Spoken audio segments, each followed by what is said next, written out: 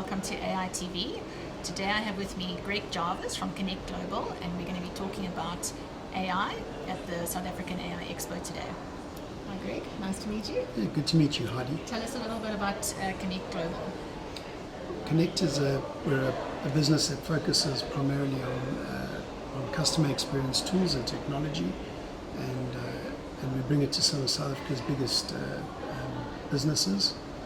And we're here to talk about how we're incorporating AI into the everyday tools that customers use to talk to their own customers. Okay, so tell us a little bit about some of the tools that you have. So if you say your tools are used for people to connect with their customers, what kind of tools are those? So we bring tools like some of the leading contact center products like Genesis, Amazon Connect, Five9.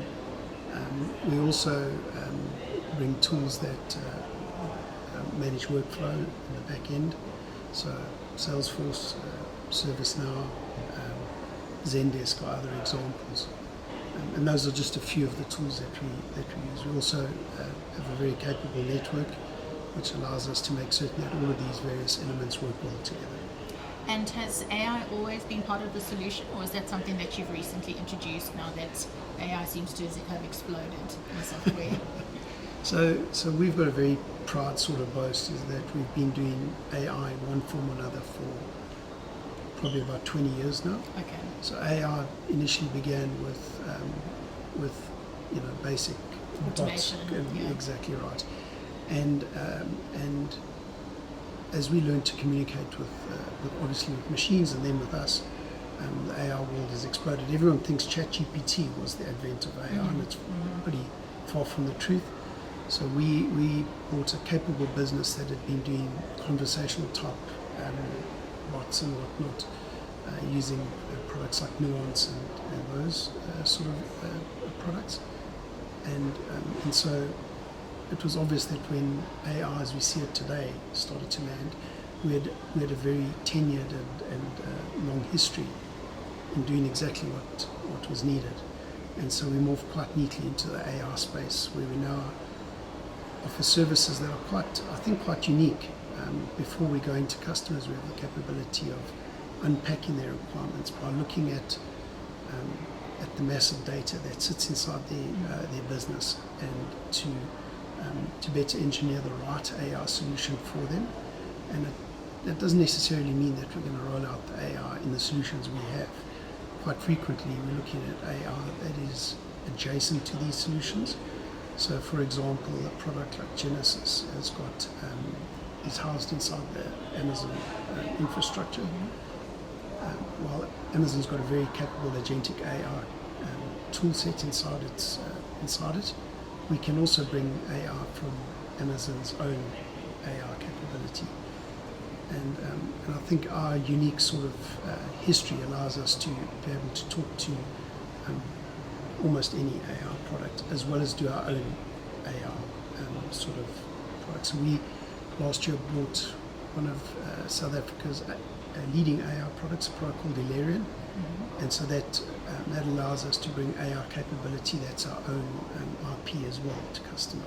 So we do stuff inside the customers, inside our tool set, and then we've got our own capability.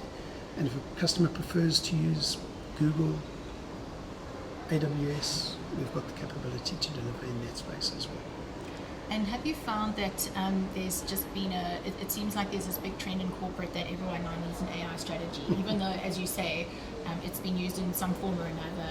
You know, it just wasn't retail. It just wasn't. End users just had no experience with it until ChatGPT and Claude. Well, give a profile, right? Yeah, exactly. So now that sort of every man seems to think that they understand AI, do you get a lot of corporates coming to you for an AI solution, even though that might not be fit for purpose? Like the purpose is you just need something to work better, or how do you handle it when corporates come to you with ridiculous questions and you're like, but AI is actually not the solution to that, or maybe it is, or maybe you're asking for a solution but now you don't want to integrate the AI because it's perceived to be more expensive or an add-on. What are you seeing in the market right now? Yeah, so I'm smiling because that's quite frequent. Exactly. You know, you got your customer who says, we need AI. Yeah, we need ChatGPT. Do you really? Yeah, it's a very awkward question, right? Yeah, we don't like to start in the middle of the story, right? So, the reality is for a long time we've been advocating a different approach to AI, which starts with understanding, looking at the data, picking up on the use cases that are most appropriate for your business. In reality, what we see is a lot of businesses need some early traction on AI. They need to show wins, otherwise they are behind the They AI can't curve. justify the investment, number one, and they can't put it in the annual report, number two, which is Precisely. sometimes the more important thing. No, it absolutely is, and I think you have to, we've got a customer where we arrived and they said we don't need to be in the front of this curve, but what we need to be is effective. Not behind it. Yeah. Exactly.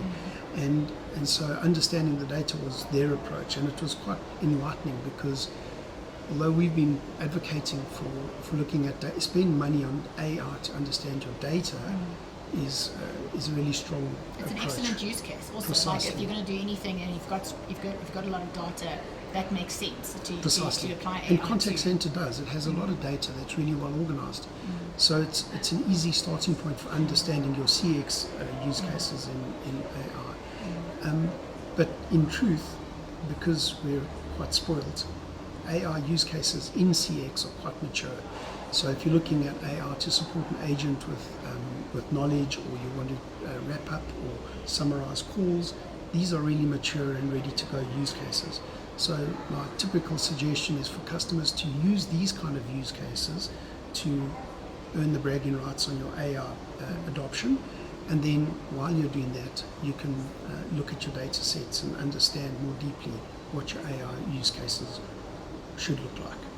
And what are you seeing as, do you have any examples of really good bottom line impact from the solutions that you're putting into businesses? Like, has there been like a tangible, now it's quicker, better, faster, cheaper, compared to how businesses were operating before? Most definitely. So what we see, we've had a customer in the UK, for example, where they were a digital first business, and so really a lot of their engagements were happening in sort of chat, email kind of spaces, and the business had a large technical component to it. They deliver media, and the volumes of calls that were coming into their business were causing their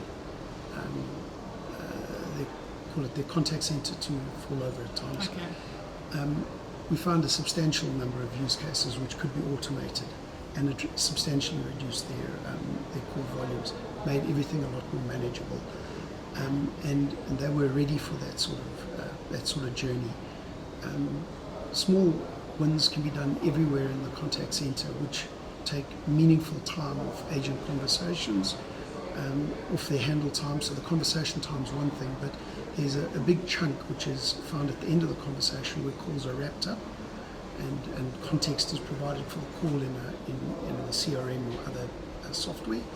And so those chunks of time can be taken off and automated with transcription engines and summarization and the like.